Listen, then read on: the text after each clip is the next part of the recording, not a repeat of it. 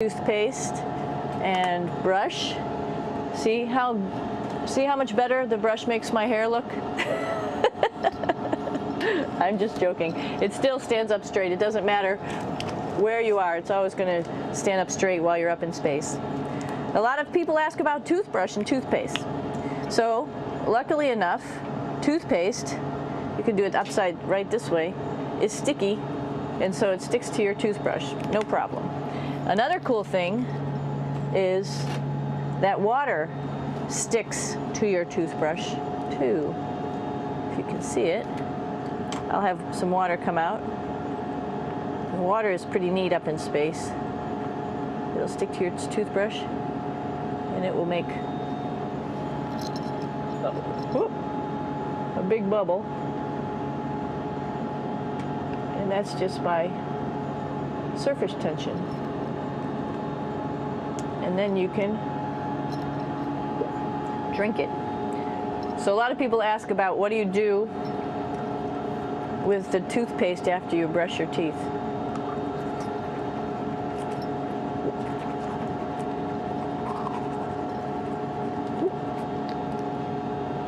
Two options. Swallow it, and it's sort of like mouthwash, but it tastes a little gross. Or you can just spit it out in a paper towel, and then you don't have to worry about it. Swallowing thing I wouldn't recommend at home. I'm only up here for 4 months, so it's not that bad. One of the most pressing questions about living in space, of course, is the bathroom. So let's take a look at that little piece of work. Come on in.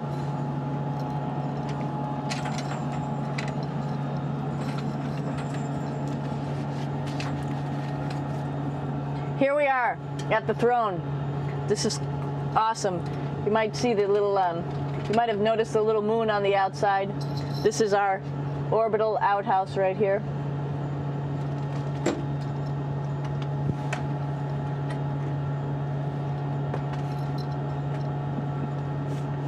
And of course, it serves for two functions. Number 2, right here. I'll show you. But you see it's pretty small, so you have to have pretty good aim, and you be ready to make sure things get let go the right direction. And it smells a little bit, so I'm closing it up. And that's of course for number 2. And this guy right here is for number 1. So they're sort of two slightly separate functions, but you can do essentially both by hanging on right here and doing number 1 and number 2. I might add it's color coded so you really don't get it mixed up, which is nice. This is yellows for number 1. And also there's a selection of paper. People always ask about toilet paper. What do you do with toilet paper? What kind of toilet paper do you have? We have gloves just because sometimes it does get messy. We have some Russian wipes, which are a little bit coarse if you like the coarse type of toilet paper. We have some nice tissues, which are nice and soft if you like soft toilet paper. We have Huggies, just for any cleanup. You know, we were all babies once, and this sort of helps. And then if things get really out of control, we have disinfectant wipes, just to make sure we clean up here. Because, you know, just like the water I showed you, the number 1 stuff can sort of go all over the place if you don't aim correctly. And did I mention both of these have a little bit of suction, so they should keep things going in the right direction. But like I said, sometimes things get a little out of control if you are out of control yourself flying around. So we have lots of protective stuff. And of course, you do have your privacy. There's a little door, so other people know that you're in there. Here's a pretty cool place. This is sort of like in your house where everybody meets in the morning. After you wash your face, brush your teeth, you want to find something for breakfast. And this is our kitchen.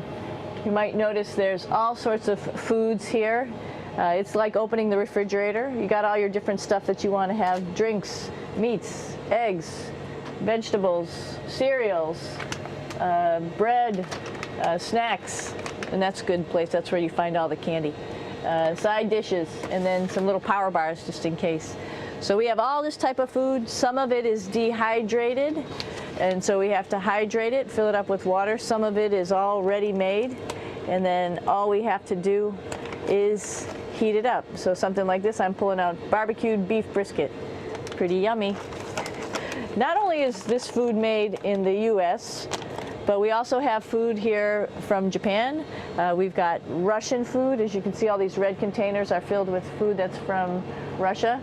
And then we get some of our specialty stuff, some things that we like, some of our favorite stuff that your family can send up. In fact, I like fluffernutters, and so I got sent up some fluff so I could make my fluffernutter with peanut butter. So you have a lot of food up here, no problems. Now, I'm going to say where we are. So right now, we're in the Japanese laboratory. It's one laboratory out of many here on the International Space Station. It's actually on the left-hand side. If I was International Space Station and I was flying through space like this, my left hand would be where the Japanese laboratory is.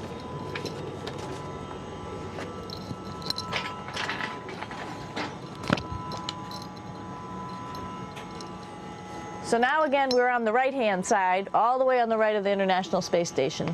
This is Columbus, the European module. It has science experiments all over. You could see it looks a little bit crowded. And here we do a lot of our medical experiments.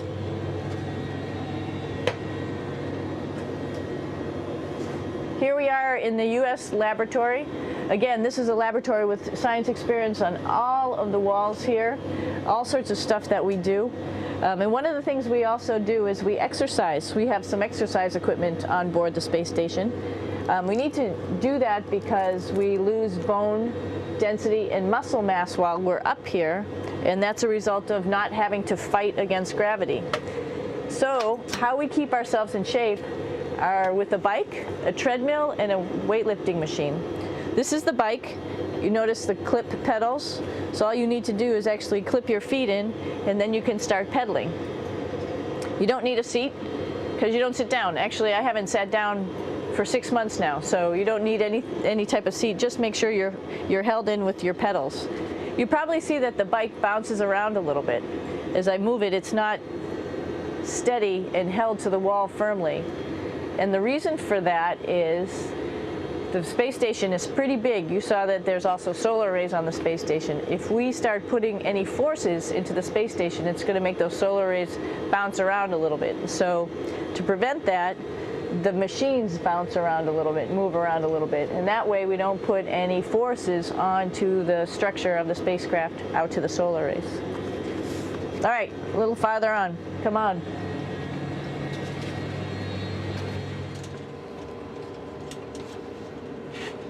I'm here with my two buddies in the airlock. Actually, these are two spacesuits that are ready, primed up to go outside, as we call it, to go do a spacewalk in case we have to do anything outside. Some of the things we do outside are just like inside, repairs. We have a lot of electrical boxes and machinery and solar arrays, in fact, that I talked about earlier, that are outside, and sometimes they don't work quite right. Remember, space is really cold and really hot, and it's also the vacuum of space with no pressure, and so some of the equipment doesn't work well all the time. So we might have to go out and do a spacewalk. Right behind me is actually the hatch that you go out into space, and right now we have it filled up with a couple other spacesuits because we've got 4 of them up here and some of our tools. But right behind here is the hatch in which you actually go right outside into the vacuum of space. The spacesuit is pretty big, as you can see. It's like being a football player. Part of the reason it's so big and bulky is because of this backside, this backpack. It's like going on a hike with a backpack, but the backpack and the suit weighs about 300 pounds. Luckily in space, nothing really weighs anything, so you don't feel that it's so heavy. But we need to have such a big suit because that guy back there is essentially the heart of the spacecraft. I call this actually a spacecraft. It has all the oxygen for you. It has all the carbon dioxide removal system for you. It also has a heating and cooling system to make sure to regulate our body temperatures while we're outside. It also has a computer.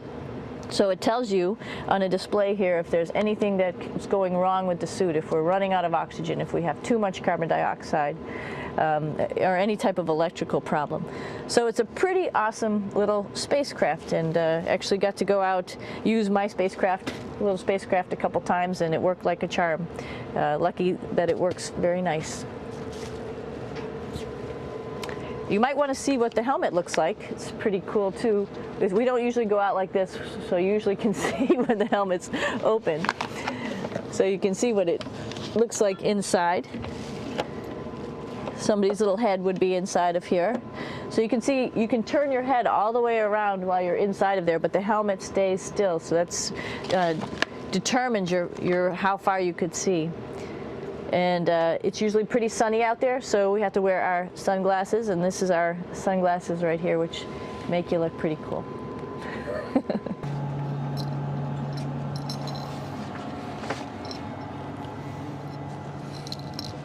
It's like a glass-bottom boat. This is the cupola. It sticks down below the space station. It's one of those places you find yourself hanging out in all the time because all you want to do is look back at our planet. I think some questions I had were about what do you do in your free time? And you can't help but want to just come to the cupola and look outside as much as you can. And a lot of folks, I play this game with myself about where we're flying over the Earth. I try to come in here and just guess. After being here for a little while, you can sort of figure it out. You can tell different cloud types over different continents. You can tell different soil types over different continents. So let's see. And then, of course, there's a lot of ocean. So usually we're over the ocean at first glance. I will tell you in just a moment where we are.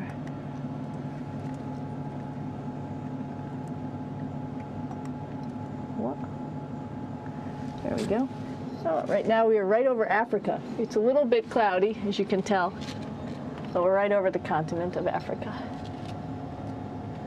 Hey, what's that? I think that's a Soyuz spacecraft. That's the spacecraft that's taken us home to planet Earth today. Oh my gosh. We might have to go take a look at that. That's pretty cool. It's a little bit smaller than the rest of the spacecraft, the space station, so you'll see if we go there, it'll be a little bit more crammed. But we're going, you can look all the way back to the back of the spacecraft, which is where the Russian segment is. And then you could look all the way forward to the front of the spacecraft, where the Japanese laboratory, the European laboratory, and the American laboratory are. And then back to the solar arrays where we started this morning when we were looking out the Japanese window.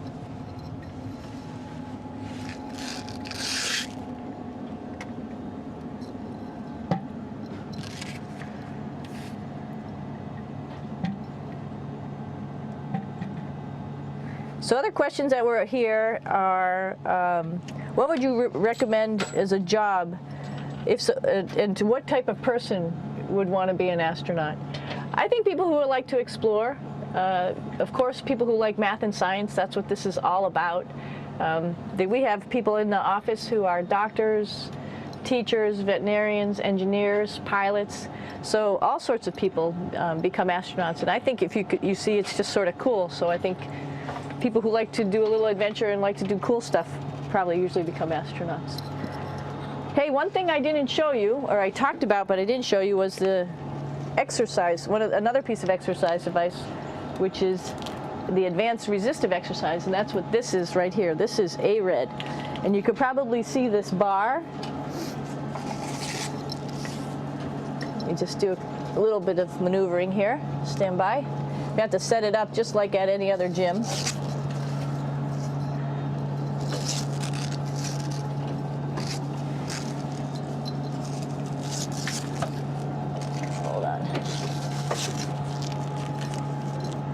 Show you how this works.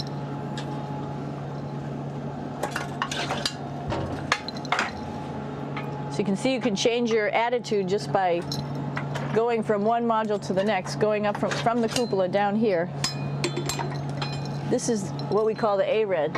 And with this, you can lift weights. Ooh.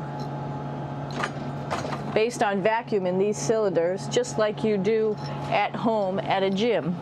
For example, if I wanted to do a squat, I could do it like this. Oops. I should need some weight on this thing. I'm not lifting with anything, so it's too easy. One of the cool things you could do things that you can't do at home. For example, single leg squats with just one leg, because the other leg, you won't fall over. So all sorts of stuff. You can also do bench press. We have a bench that we could add on here, so you can work on your beach muscles.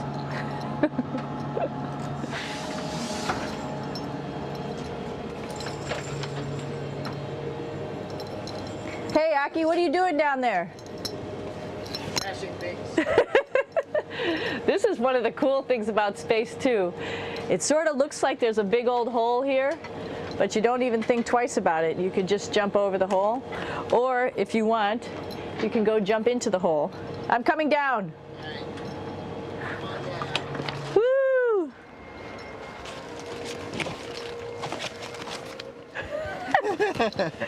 Then you can come right back up again, like Superman. Woo!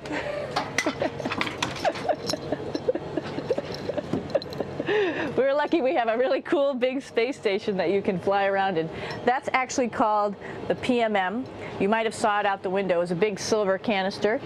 What's really great about that is it's essentially our closet in our pantry, or whatever you want to call it. We have extra food down there, we have extra clothes, we actually throw the trash out down there.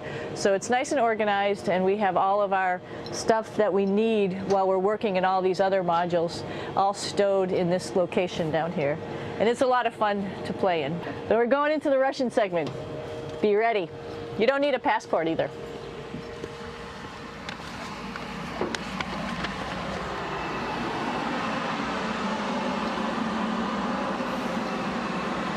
It goes a lot farther back than this.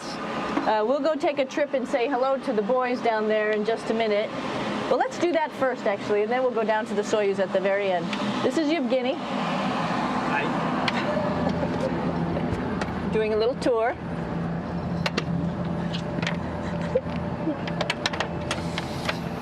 This is the FGB, and what's cool about this module, it is actually the very first piece of the space station that came up in 1998. The space station has been around for about now, manned for 12 years, but it's been up in space for about 14 years. And this was the very first. It is like the Russians' PMM. It has a lot of storage, as you can see.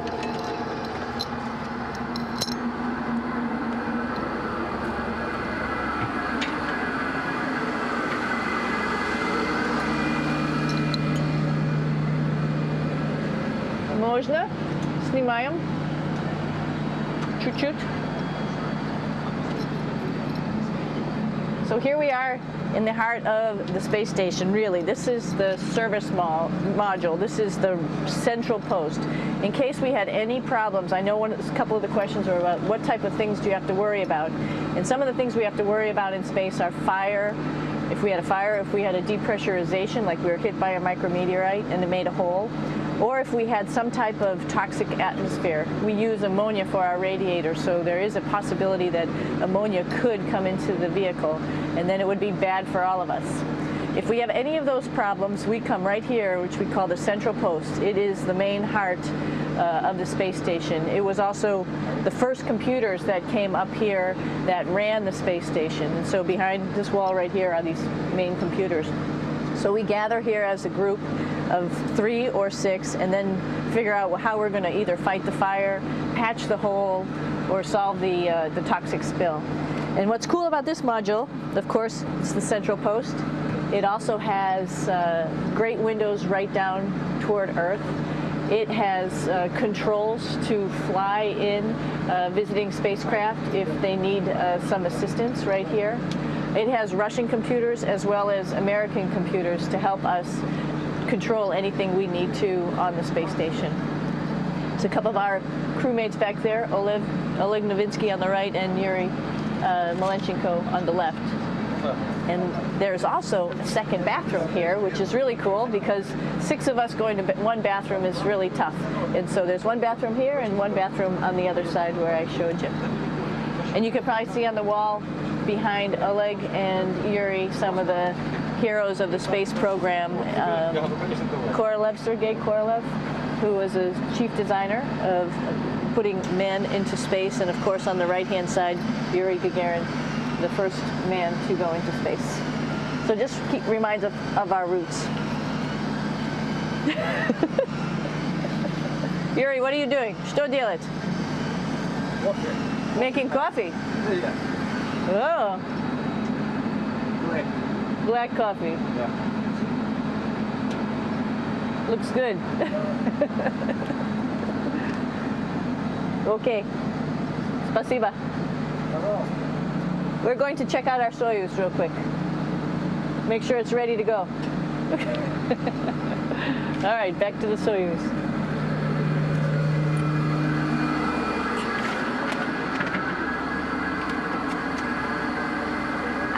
I'm gonna stop here just for a quick second. You can see on the Russian spacecraft there's also other modules that stick out, down, and above. Right here is, let's see, I'm trying to be oriented. That's a place where we do spacewalks from for the Russian side. There's Russian spacesuits in here, and also a visiting vehicle which brought fruits and vegetables and becomes a trash container when we undock.